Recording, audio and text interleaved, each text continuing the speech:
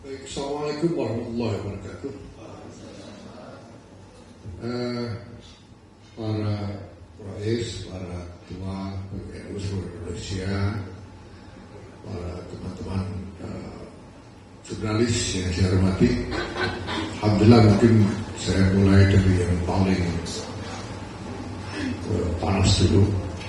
Ini soal dokumen berjudul surat edaran yang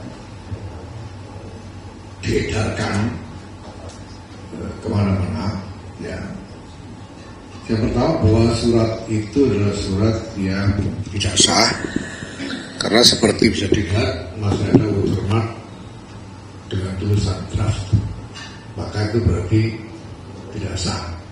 Dan kalau di scan tanda tangan di situ, itu akan muncul keterangan bahwa tanda tangan tidak sah. Nah, kenapa tidak sah? Ini. Pertama, karena surat itu tidak memenuhi standar administrasi NU yang sudah diatur di dalam satu set aturan di lingkungan NU, yaitu bahwa surat edaran itu tidak ditandatangani oleh 4 orang dari unsur Suriah dan Tanfidiyah. Maka sebagai surat edaran itu tidak dapat diterima. Itulah sebabnya kemudian surat edaran itu juga tidak bisa mendapatkan pengabsahan dari sistem digital kita. Sehingga walaupun draft sudah dibuat, ya, tapi tidak bisa mendapatkan stempel digital, dan apabila dicek di link di bawah surat itu akan diketahui bahwa nomor surat yang dicantumkan di situ juga tidak dikenal, sehingga surat itu memang tidak memenuhi ketentuan, dengan kata lain tidak sah, dan tidak mungkin bisa digunakan sebagai dokumen resmi. Dan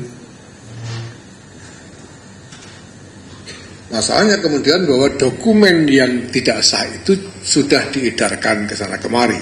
Itu berarti dokumen itu juga diedarkan secara tidak sah, karena sebetulnya di dalam sistem digital yang kita miliki, begitu satu dokumen itu selesai diproses menjadi dokumen sah, otomatis akan diedarkan kepada penerima sebagaimana yang diadres, yang dituju oleh surat yang bersangkutan melalui saluran sistem digital. Yang diterima oleh banyak teman-teman itu adalah draft yang tidak sah, biasanya melalui WA dan lain-lain. Padahal teman-teman itu kalau pengurus itu akan mendapatkannya dari saluran digital milik NU sendiri, bukan melalui WA, ya. Yaitu apa yang kita sebut sebagai platform Digdaya, digital data dan layanan NU, ya. Ini. Nah, secara lebih mendasar saya mungkin perlu mengulangi lagi bahwa saya sebagai mandataris, ya, tidak mungkin bisa diberhentikan kecuali melalui muktamar. Saya diminta mundur dan saya menolak mundur. Saya menyatakan tidak akan mundur, dan saya tidak bisa diberhentikan kecuali melalui muktamar. Ya.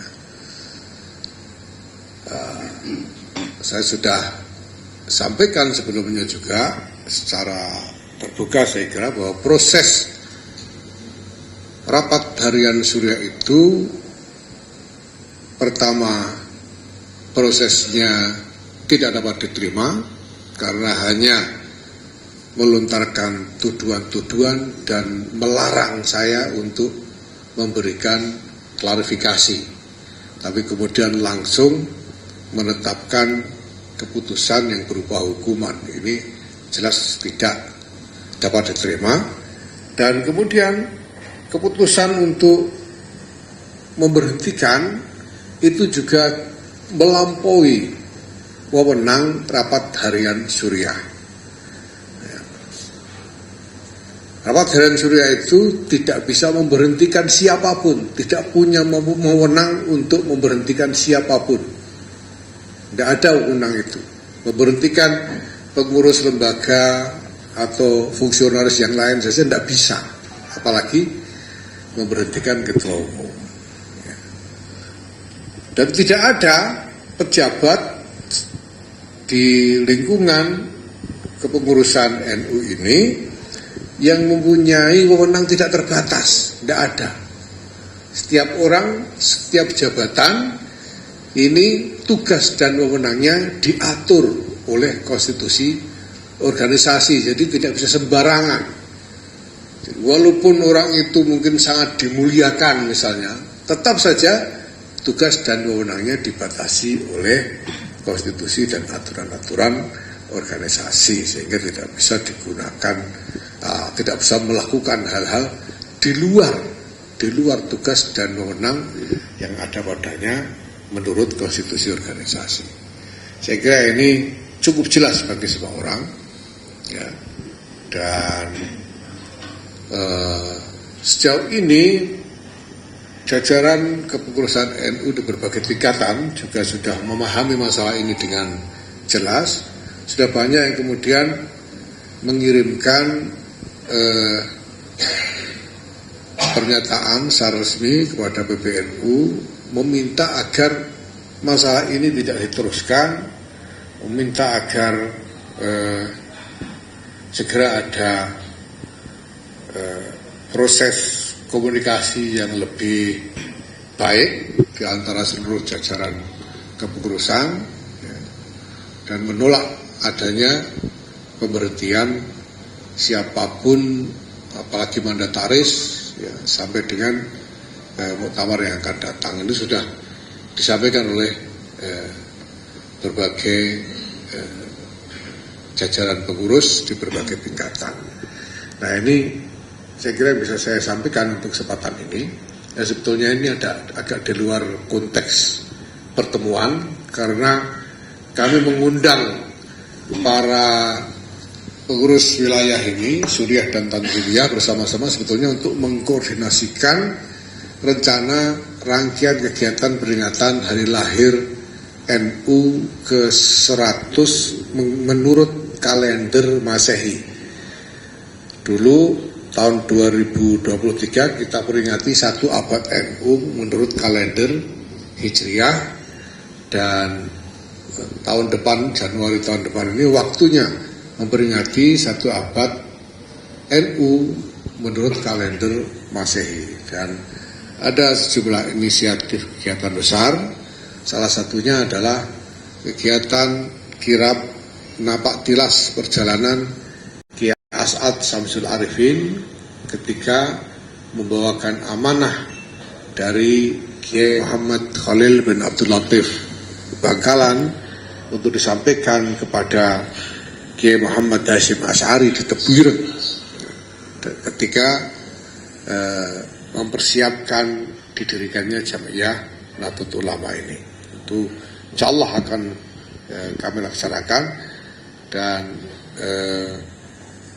yang kedua adalah inisiatif terkait dengan satu kegiatan yang insyaallah akan juga signifikan terkait dengan inisiatif untuk membangun satu halal hub, international halal hub yang berbasis di NU. Insyaallah tadi sudah kami paparkan kepada para pimpinan wilayah NU yang hadir dalam pertemuan ini semuanya, dan insyaallah ini akan kita bisa laksanakan. Semangat dasarnya adalah bahwa di tengah-tengah berbagai macam masalah, ya, termasuk keributan yang sekarang ini sedang kita alami, roda organisasi tidak boleh terhenti. semua tugas-tugas pekerjaan harus tetap dijalankan dengan sebaik-baiknya tanpa terpengaruh oleh keributan. Kalau keributan ini kan cuma kegiatan mulut saja.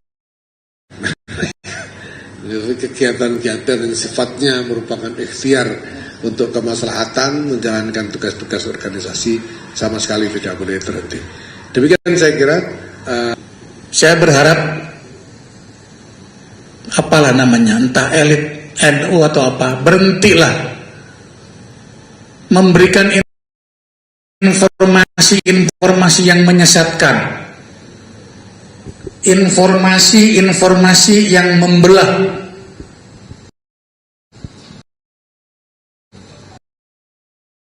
Saya pikir ini orang gak waras sih, perlu diwarasin. Saya kalau ngomong rada-rada kencang Gus, nyon saya Gus. Jadi kalau nggak kencang bukan Betawi. Jadi saya kira ini perlu diberikan kesadaran terhadap orang-orang yang memberikan informasi yang menyesatkan. Saya nggak sebut nama, saya kira sudah maklum. Demikian saya kira, mudah-mudahan himbauan ini dari teman-teman wilayah se-Indonesia. Silakan teman-teman wartawan ini dilihat ini teman-teman pengurus ketua-ketua wilayah ini. Nanti dikira kita apa ini? Abal-abal, bohong-bohong. Enggak lah kita ini benar ketua-ketua wilayah semua. Ada yang Rois Syuriah, ada yang ketua Tanfiziyah, ada yang sekretaris. Jadi ini mudah-mudahan imbauan ini bisa didengar oleh semua para elit NU, terutama Rais Am, untuk bisa melakukan islah dengan Ketua Umum, dan mudah-mudahan ini dalam waktu yang sesingkat-singkatnya. Demikian, Assalamualaikum warahmatullahi wabarakatuh. Waalaikumsalam. Langsung saja kepada NTT ya. Terima kasih. Ya, terima kasih. Dari pengurus wilayah Nahdlatul Ulama, jabatan Rais Syuriah PWI NTT, masa khidmat 2027. Terima kasih Bapak Ketum, Bapak Rais, yang para kiai semua, dan teman-teman media cetak media elektronik yang sore ini kita sudah bisa berkumpul dan bergabung di kantor PBNU sore hari ini. Tentunya pengurus wilayah Nahdlatul Ulama melalui Rais Syuriah dan Tanfiziyah yang hadir di sore hari ini mengajak kita semua, semoga dinamika yang ada di tubuh kita Nahdlatul Ulama ini segera bisa teratasi dengan secara baik, dan tentunya juga dari Rais Syuriah DIY Jakarta tadi hampir kita sepakat juga segera kita selesaikan dengan islah itu. Dan islah ini adalah bagian memang tradisi NU kita ini adalah tambayun, musyawarah, dan islah. Dan insya Allah moga-moga atas doa para Rais Syuriah dan Tanfiziyah seluruh Indonesia yang hadir di kantor PBNU ini, bagian doa semoga bisa terselesaikan secepat mungkin dan baik, tapi tentunya juga kinerja dari pengurus besar Nahdlatul Ulama tetap berjalan dengan semestinya. Dan yang kedua, kita sangat mendukung dan apresiasi kegiatan yang rencananya akan digelar, yaitu syukuran harlah ya Nahdlatul Ulama yang ke-103 yang 2 abad ini. Tentunya juga bisa kita menjadi bagian dari pekerjaan kita semua, dan kita dukung dengan semestinya kegiatan nanti yang sudah disampaikan dan dicerahkan oleh Gus Ketum tadi itu, Bapak Ketua Umum. Ya, tentunya kita sebagai pengurus wilayah sangat mendukung, dan kita juga siap untuk bersinergi dengan pelaksanaannya kegiatan yang akan datang nanti. Dan ini juga bagian mandat atau amanah yang insya Allah nanti kapanpun dan kapanpun juga kita mau dipanggil untuk ikut dalam satu bagian rangkaian panitia pengurus wilayah Nahdlatul Ulama Nusa Tenggara Timur, samina wa ata'na. Jadi terima kasih, itu yang kami sampaikan atas perwakilan dari Nusa Tenggara Timur, dan kita yakin, kita dukung ketum sampai akhir khidmatnya nanti, sampai menjelang muktamar yang akan datang. Dan insya Allah 22 kabupaten kota di pengurus wilayah Nahdlatul Ulama Nusa Tenggara Timur punya komitmen yang sama dengan pengurus-pengurus lain yang ada di Indonesia, termasuk dari timur barat. Tentunya kita sangat mendukung dan kita sangat komitmen. Moga-mogahan komitmen kita ini adalah bagian dari penguatan untuk Gus Ketum terus bisa berlanjut dan bisa melaksanakan tugas. Saya persilakan kepada teman-teman wartawan. Ya, oke. Mas Hamid bantu.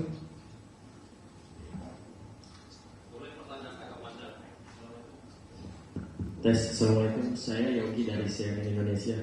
Gus mau penegasan aja, kan kalau di surat edarannya dinyatakan Gus Yahya sudah tidak lagi berstatus ketua umum dan kehilangan wewenang dan hak. Sementara Gus Yahya sekarang kan bilang bahwa surat itu tidak sah. Berarti Gus Yahya saat ini statusnya masih sebagai ketua umum PBNU. Nah, yang kedua soal rencana yang pertemuan di pesantren Lirboyo.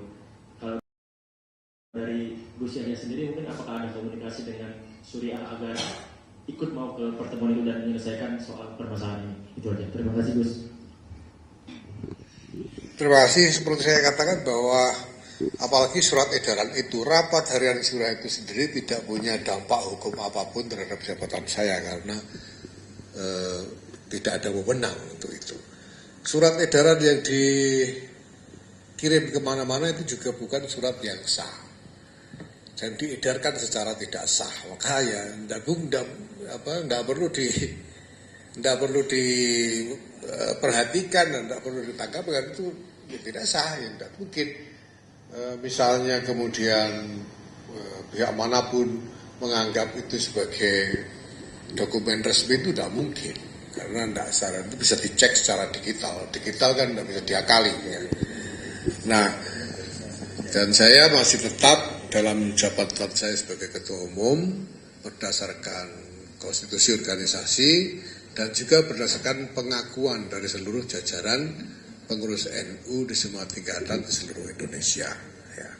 Terbukti hari ini kami melaksanakan koordinasi untuk peringatan Harlah 1 abad Masehi. Ini juga semua hadir bersama kami dan kita melakukan koordinasi dengan baik. Nah, saya kira itu yang kemudian soal Islam. Saya dipanggil untuk datang ke Lirboyo. Insya Allah saya akan berangkat besok. Komunikasi dengan Suriah, saya sebetulnya hari Jumat itu saya sudah mengirim pesan kepada Rais Am untuk minta waktu menghadap, bertemu, tapi sampai sekarang belum ada jawaban. Saya masih akan tunggu ya. Mungkin pada suatu titik saya akan kirim pesan lagi untuk kita menghadap ya. Ya artinya bahwa saya sendiri tidak menginginkan ini terjadi ya. Apapun untuk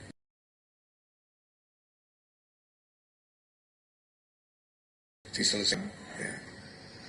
Dan yang paling saya ketua hari itu sekali lagi adalah bahwa saya dilarang memberikan klarifikasi. Itu yang paling saya sesalkan ya. Tuduhan apapun kami semua kita punya tim yang baik.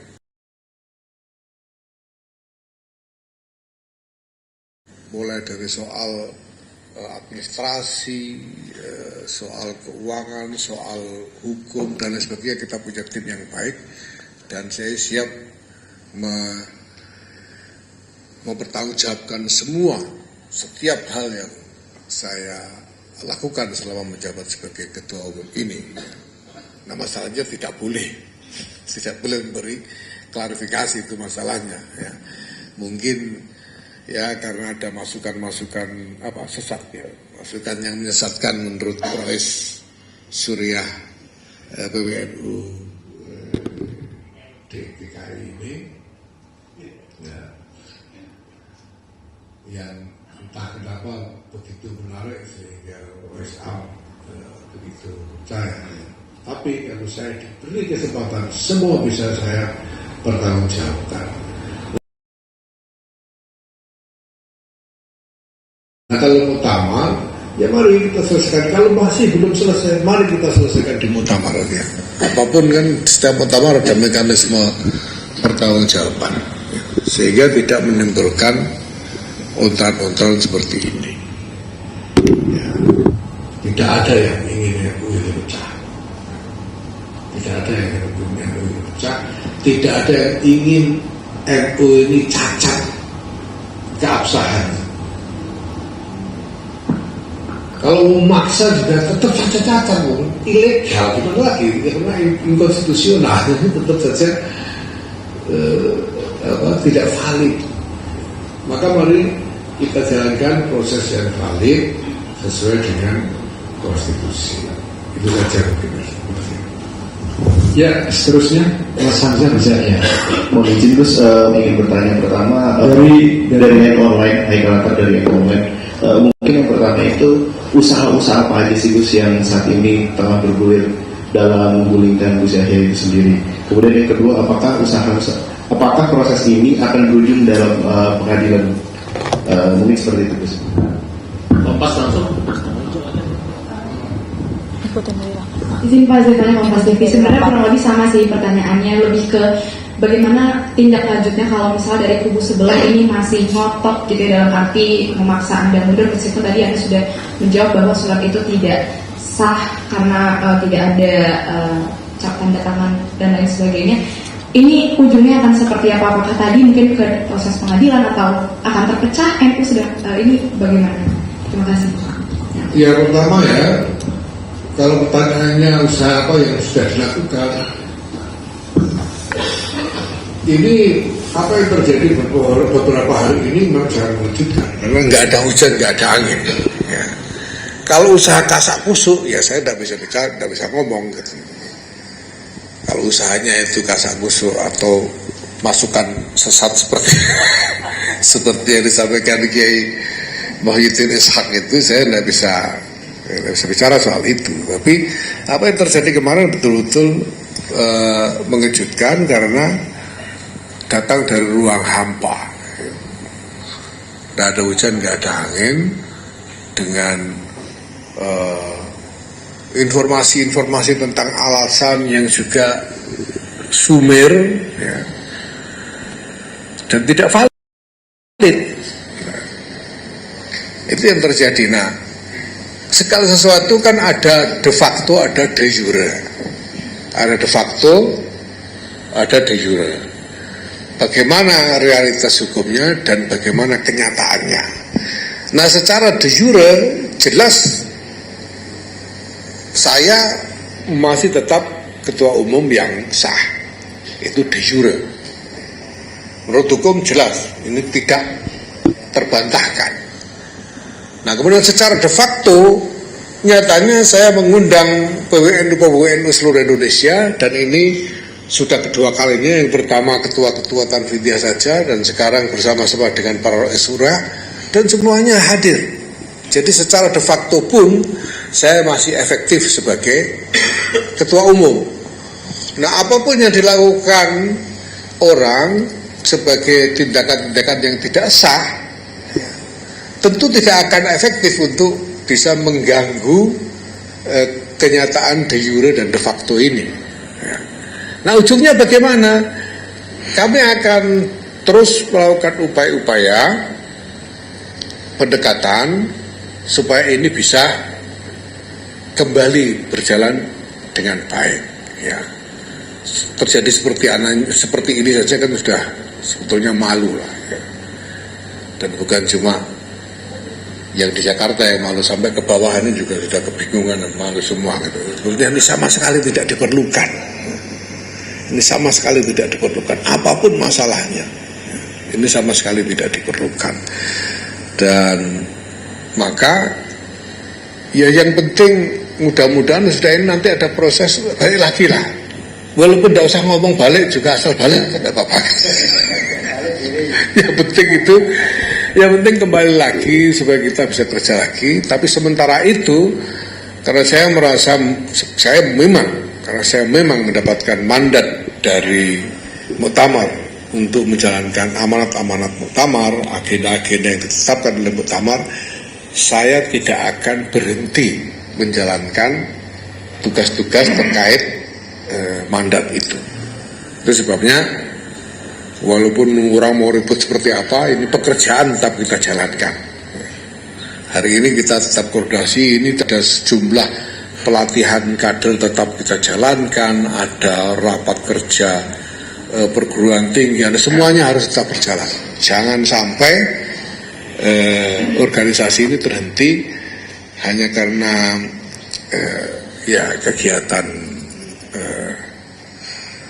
kegiatan yang tidak berarti ya dari orang mau ribut ya. Toh itu semua keributan itu tidak ada artinya. Oh ribut apa? Ya. Kalau dispute itu kan kalau ada pertentangan status hukum, ada perebutan status hukum. Iya toh? Ada dispute itu kalau ada perebutan status. Yang satu menganggap sah, yang satu menganggap tidak sah. Ini nggak ada dispute. Tidak ada dispute sama sekali. Secara hukum, ya tidak ada dispute. Jelas-jelas bahwa sebagai ketua umum, mandataris, tidak mungkin saya diberhentikan kecuali melalui muktamar. Jadi nggak ada artinya yang begini. Lebih baik kita hentikan saja, mari kembali bekerja bersama. Apapun masalahnya kita selesaikan. Kalau ada sisa masalah, mari kita tuntaskan di dalam muktamar. Itu saja, Mas. Ya, terima kasih. Ini karena Ketua Umum punya waktu yang terbatas. Saya terkait dari Kompas. Oke, yang terakhir ya. Assalamualaikum Gus Yahya, saya Iqbal dari Harian Kompas. Ada dua pertanyaan Gus. Yang pertama, ini kan PBPB ingin ada islah. Cuman yang terjadi adalah selama ini komunikasi cenderung macet. Nah ini apakah mungkin dibutuhkan pihak ketiga untuk islah? Itu yang pertama. Yang kedua, ini dinamika ini terjadi pure karena internal atau menurut saya ada tangan-tangan dari luar NU Gus? Terima kasih. Baik, upaya-upaya pihak ketiga misalnya untuk islah ini kita lakukan dengan cara NU lah. Seperti misalnya malam Senin yang lalu kami mengundang kiai-kiai NU ya, hadir antara 50-60 kiai di sini, dan saya sampaikan apa yang sedang terjadi. Dan saya kira sekarang para kiai-kiai itu juga melakukan dengan cara masing-masing komunikasi ke berbagai pihak untuk mencoba ini. Kemudian ada pikiran untuk mengadakan pertemuan dengan para kiai sepuh di Lirboyo. Ini juga sedang diproses. Ya, besok saya insya Allah akan datang ke sana. Sementara juga komunikasi langsung juga kita upayakan. Ya, tapi namanya komunikasi itu kan memang harus dua arah, sehingga ya saya akan terus mengetuk. Nah, tinggal jawaban dari beliau seperti apa, itu yang saya tunggu. Saya sebenarnya tidak ada masalah. Saya ingin tahu, kalau beliau bersedia komunikasi, sebetulnya juga ingin tahu saya ini ada apa kok mendadak begini ini. Kenapa tiba-tiba ada yang drastis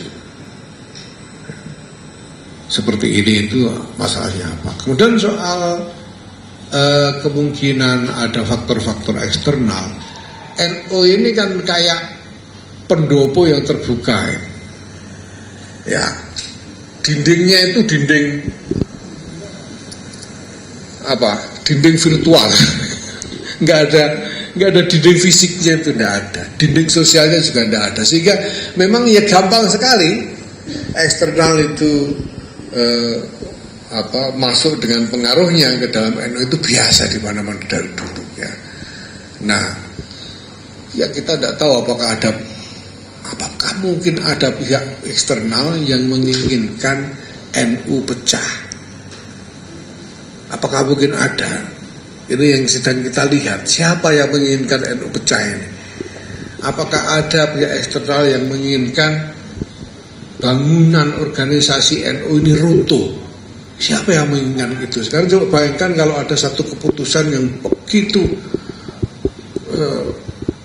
krusial terkait status ketua umum dilakukan melalui proses yang inkonstitusional. Itu kan akan meruntuhkan seluruh bangunan organisasi, runtuh semua. Dan itu berbahaya sekali.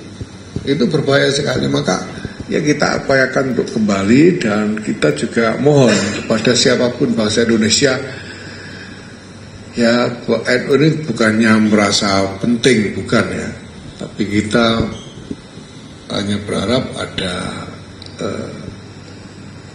kepada semua pihak untuk menghargai keinginan kami untuk tetap utuh sebagai satu organisasi, untuk tetap utuh dalam kebersamaan dengan integritas organisasi yang penuh. Ya. Mohon ini dihormati pada siapapun dengan kepentingan apapun. Demikian saya kira ya. Terima kasih. Terima kasih kepada Ketua Umum yang sudah memberikan penjelasan. Saya kira sudah cukup, dan saya ingin menutup bahwa beberapa saat yang lalu PBNU sudah mengeluarkan surat klarifikasi mengenai surat edaran Syuriah yang memuat 5 poin penting. Salah satu yang ingin saya bacakan ini nomor 3. Surat resmi pengurus besar Nahdlatul Ulama tidak memuat watermark draft. Apabila terdapat watermark tersebut, maka surat tersebut bukan surat final dan tidak memiliki kekuatan administrasi. Jadi surat yang beredar di beberapa kalangan beberapa waktu yang lalu itu memang surat yang memuat watermark draft, dan itu menandakan bahwa surat itu belum final. Oleh karena itu kita menyatakan bahwa itu surat tidak bisa dijadikan sebagai landasan organisasi. Saya kira itu. Terima kasih kepada para wartawan yang sudah datang pada press conference pada hari ini, dan juga terima kasih kepada para rois, para ketua dari berbagai wilayah yang sudah menyertai Gus Yahya dalam press conference ini. Sampai ketemu di lain kesempatan. Wallahul muwaffiq ila aqwamit thoriq. Wassalamualaikum warahmatullahi wabarakatuh.